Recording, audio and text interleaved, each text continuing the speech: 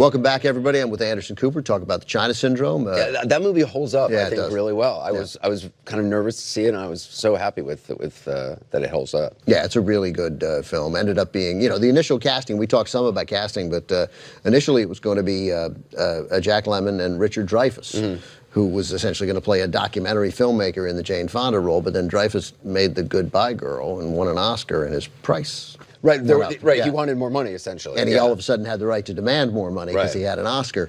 So then in the reshuffling, the part was rewritten into a female television reporter. Jane Fonda came on, and then Michael Douglas took the role as her cameraman. Douglas already producing the movie. Yeah. And just even the vehicles in it, I love the chase scenes.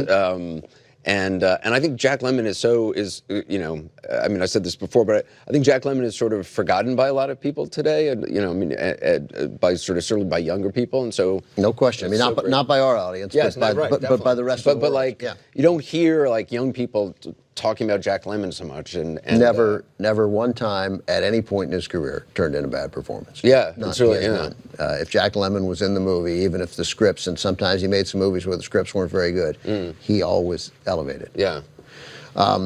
You probably think you have the best job in television, but you're mistaken, because I do. But you're up there, you know. No, I covet your job. Are you kidding? I mean, it's been such a treat getting to watch all these movies and kind of revisiting them and yeah, be able to do this. That's nice of you to say, so I'm glad you feel that way. I mean, I'm not thrilled, because I don't want you to take the job, but I'm pleased. But still, to me, in my career, some of the happiest times in my career were working in local news and getting in those Jeeps, those SUVs, with a cameraman and going out, and you got a cover story. But also, what I learned is the anchorman in China Syndrome was actually a real anchorman. Yeah, well, that's why he's good. But it was amazing because I loved him. I thought he was so like late 70s California local news anchor, making inappropriate comments to her. That's right. Get inside of the navel.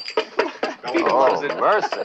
Oh, dear. Okay, stand by, coming to two. The fact that he turned out to be a real, like, famous anchorman for the time, I loved. Stan Borman. Yeah, it worked in San Francisco and Philly. Yeah, he was. And Peter Donat, who played the studio head or the boss of the company, I thought he was excellent, and I feel like I've seen him in a million movies, and I thought he played that role for that time. Michael Douglas knew how to cast a movie. I mean, he produced it with Jane Fonda's company, but I mean, this comes right on the heels of Douglas producing One Flew Over the Cuckoo's Nest. So he had a nice run as a film producer. Yeah.